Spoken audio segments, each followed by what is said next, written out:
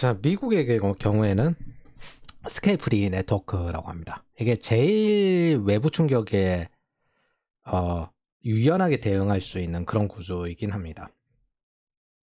랜덤 네트워크라고 하고, 이거는 아예 구심점이 없어요. 스케일 프리 네트워크는 구심점이 몇 개 있어요. 그리고 그것들끼리 따로따로 연결되어 있습니다. 즉 통합이 안 되어 있는 구조죠.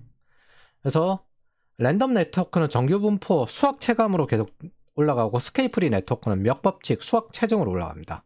그래서 미국의 문화 같은 거 보면요, 하나라도 빨리 키우고 그런 것들에 대해서 좀 집중이 되어 있어요. 우리나라 같은 경우에는 다양하게 다 하면서 약점을 완화하는 방식으로 하면은, 미국은 시장이 넓기 때문에 하나라도 빨리 키워가지고 성과를 얻는 걸 위주로 하는 경우가 많습니다.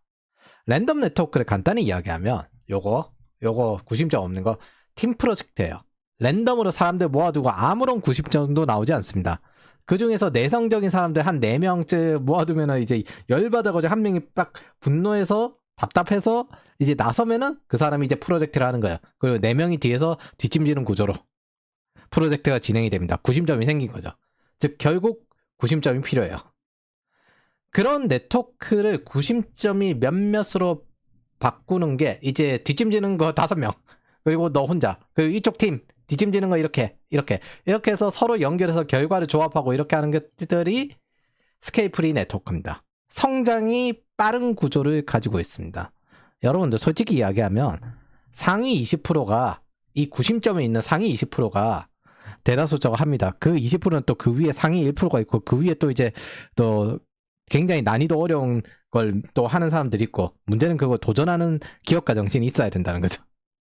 그래서 이런 사람들이 굴려서, 이 객체들이 굴려서 스케일 프리 네트워크는 빠른 성장 구조를 가지고 몇 법칙형 성장을 합니다. 가장 자원 배분에 효율적입니다, 이게. 그리고 이런 방식이 허브, 물류공학이나 인터넷이나 글로벌 물류 허브나, 그러니까 무역이나 이런 데 다 적용이 되어 있습니다. 그래서 애초에 자유무역 자체가 미국식 구조를, 자본주의와 시장 경제를 글로벌로 확대해 본 게 지금 현재 이 자유무역이잖아요. 그래서 이거는 무작위 실패, 혁신성에 강하고, 자원 배분, 혁신의 배포도 매우 빨리 됩니다. 자원 배분이 빨리 된다는 건 혁신의 배포도 빨리 된다는 거예요. 구조 자체가 자연 발생적으로 성장을 하기 때문에 수학 체증의 효과를 강하게 가지게 됩니다. 반대로 망할 때도 강하게 망한다는 거예요. 이게 클러스터형을 가진 미국의 실리콘밸리, 월스트리트, 인터넷 링크 구조, 글로벌 항공 네트워크, 무역 구조, 물류공학, 택배 허브, 이거 다 전부 이렇게 이루어져 있습니다. 이런 식으로. 그래서 중앙 집권적 지시 없이 시장 메커니즘으로 돌아가는 게 최대 장점이고요. 비용과 자원 분배도 제일 효율적입니다. 단점은, 자, 이런 옥천 허브에 폭발이 하나 일어났어. 그러면 어마어마한 택배 물량이 못 돌아가게 됩니다. 이게 치명적이죠? 물론 다른 쪽으로 돌아가서 이제 배송은 되겠지만은, 그래서 윗대가리가 사라지는 거라 아예 그냥 제대로 동작하지 않는 이제 수학 체감으로 계속 나아가게 되는 작은 기업만 있는 유럽형 구조보다는 강해요. 여러 가지 충격에. 트럼프 얘기할 때 미중 무역 전쟁 그때도 했잖아요. 근데 그때 회복한 거 중국은 아직도 회복을 못했고, 미국은 회복하고도 한참 전에 더 성장을 했죠. 그리고 지금 더 빨리 성장하겠다고 자국 내 제조업 리쇼어링하고 프렌드 쇼어링하고 있죠.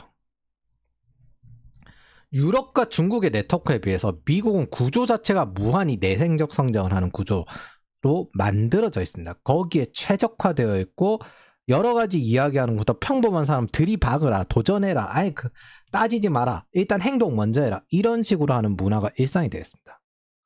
유럽과 중국은 이 구조개혁을 하면 돼요, 미국처럼. 근데 그 경우 자신의 정치 경제적 사상, 신마르크스주의, 혼합경제, 마르크스 레닌주의, 마오주의, 이런 것들을 포기해야 하는 체제 전환을 이루게 됩니다. 미국의 내생적 성장의 잠재력은 이 구조와 문화가 일치한 것에서 나오게 됩니다. 보통 일반적인 국가들은 비효율적인 구조를 만들고 사람에게 굴려서 이 비효율적인 구조를 네가 해결해, 혹은 돈을 뿌려서 그 안에 인플레이션을 일으켜서 화폐적 현상으로 해결하라고 하는데 미국은 구조와 문화가 일치합니다. 무한히 성장하고 무작위 실패에 강한데 사람은 들이박으라는 식이에요. 들이박아서 이 중에서 혁신이 걸리면 자원 배분이 빠르게 됩니다.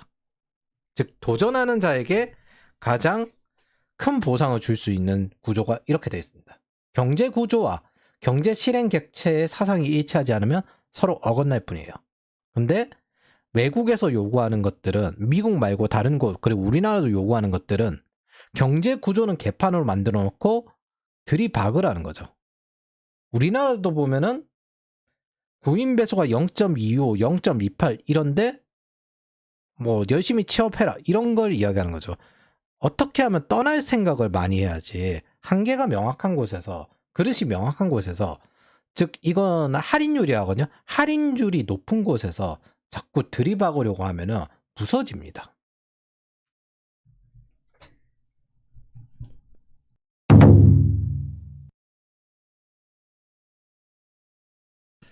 자 그러면은 이걸 글로벌 버전으로 바꿔보죠. 이 스케일 프리 네트워크의 장점은 다른 네트워크와 연결이 편하다는 겁니다. 효율적이라서. 미국의 스케일 프리가 다른 구심점을 보고 연결해요. 그러면 EU와 연결하고 중국과 연결하면 자유무역이 되는 겁니다. 보니까 이거 전체적으로 보면 다시 새로운 스케일 프리 네트워크가 되었네. 그래서 빠르게 글로벌이 성장할 수 있었던 겁니다. 대부분 여기서 미국의 시장을 노리고 중국은 전자제품, 유럽은 사치품을 팔았는데 와인, 유럽이 중국에 지금 현재 밀착하는 이유가 있어요. 유럽이 잘 보면 사치품을 팔아요. 근데 그거 사줄 수 있는 게 중국이에요. 14억 중 10억은 절대적 빈곤 아래입니다. 근데 1억은 세계 상위 10%입니다. 시장이 커요. 마르크스 특유의 유물론적 사치 성향이 있어서 저 마르크스주의 추종하는 국가가 좀 사치 성향이 있어요. 그런 신마르크스주의는 아니고 그런 성향이 있기 때문에 유럽의 사치품을 잘 사주는 게 중국입니다.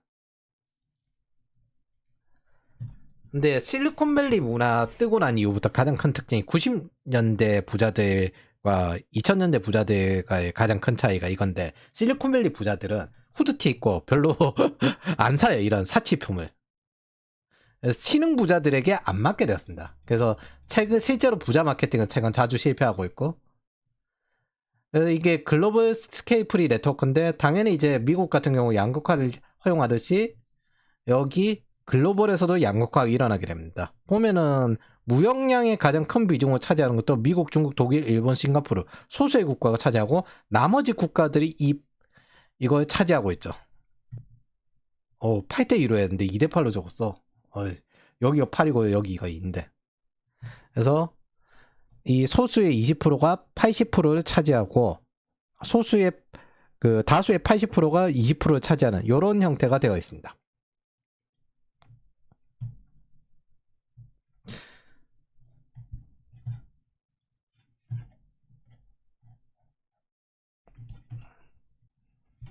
이런 자유무역에 과도하게 너무 밀접하다 보니까 과도한 착근성이 생긴데 그게 전염병의 전파가 빨라졌다는 겁니다.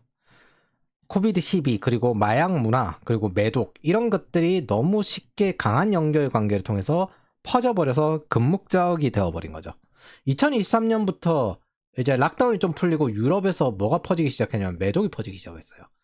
2025년에 한국, 미국, 일본 매독 환자 숫자가 실제 그 시기부터 계속 증가하게 되었습니다. 그리고 최근에 한국에 퍼지는 마약도 마찬가지인데 최근에 클럽 집단 마약화지 보면 전부 에이즈 걸려있다. 이것도 있죠. 강원도에 코카인 공장 나오고 이 마약이 글로벌로 너무 쉽게 퍼지는 거예요. 이게 세계화 즉 자유무역의 어쩔 수 없는 단점입니다. 너무 쉽게 빨리 퍼져요. 효율적으로 전파하고 운송할 수 있다 보니까. 그게 지금 현재 과도한 착근성에 의해서 생긴 문제입니다. 네 번째, 제가 중국이 비정상적인 상황에서 강할 거라고 생각하는 이유가 중국은 잘 풀리면 이 아마존이에요.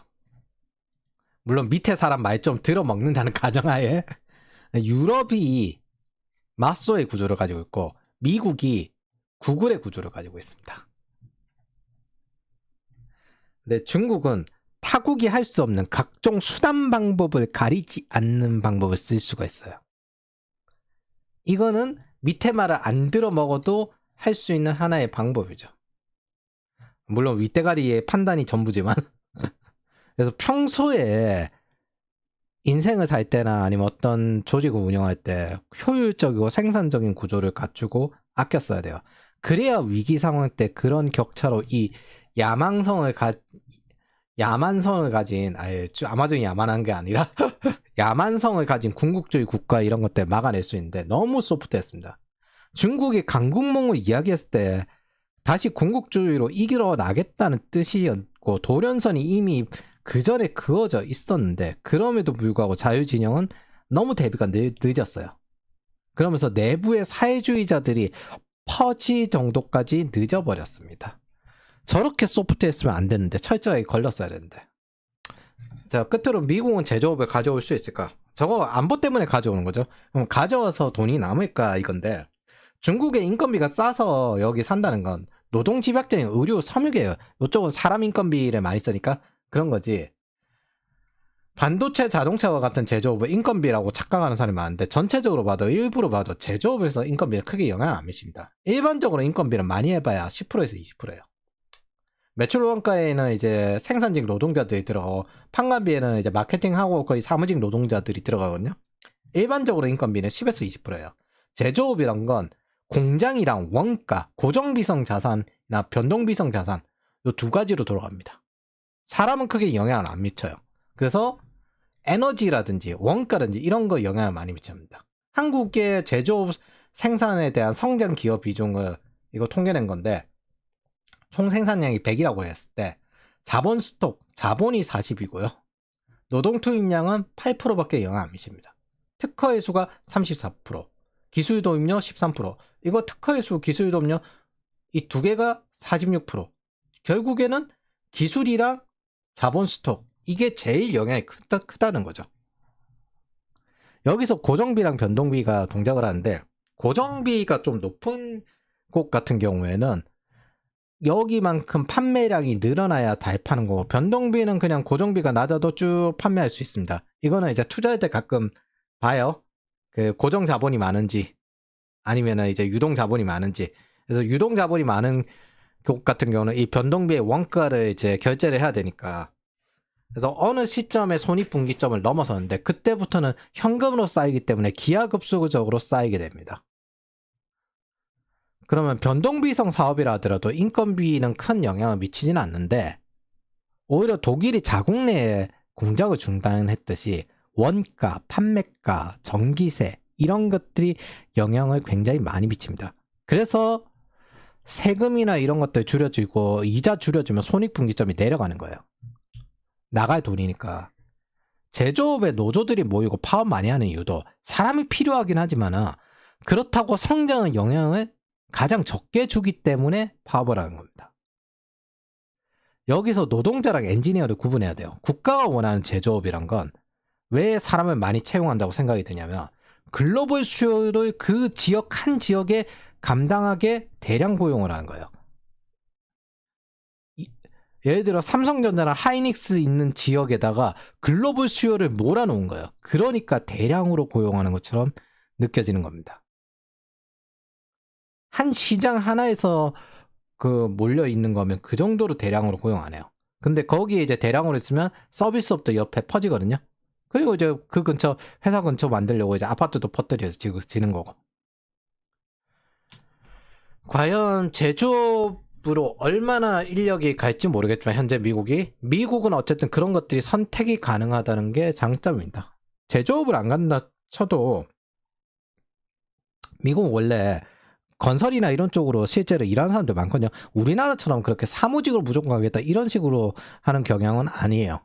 단지 굳이 제조업까지 가야 되냐 이런 거죠. 그래서 미국은 선택이 가능하다는 게 장점입니다. 오히려 문제는 미국에서 제조할 수 있는가가 아니라 대량으로 많이 팔아서 많이 팔아야 박리담을 해야 제조업의 수익성이 증가하는데 미국에서 만들어서 수출로 대량으로 많이 팔 수 있는가? 그게 한계로 작동할 것 같아요. 미국 내 시장이야 그걸 할 수 있어 자급자족으로. 근데 외국으로 팔아야 어쨌든 이 기업의 성장이 커지는데 그게 될까? 그래서 그거는 좀 한계가 있어 보입니다. 그래서 제가 보기에는 장기적으로 온디맨드 생산, 각국 시장은 각국에 생산한다 이런 구조로 돌아갈 거라고 생각을 합니다. 그리고 그걸 소유하는 이제 글로벌 대기업이 존재하는 거죠. 어쨌든 지금 저거 하는 거는 철강, 알루미늄, 건설, 자동차, 방산의 기간 산업을 위해서 진행하는 메인 스트리트 강화입니다. 결국에는 이렇게 하는 이유는 플러스섬이 평화 시대가 아니라 비정상적인 제로섬, 마이너스섬을 추구해야 되는 게 지금 시대의 모습이라고 보여요.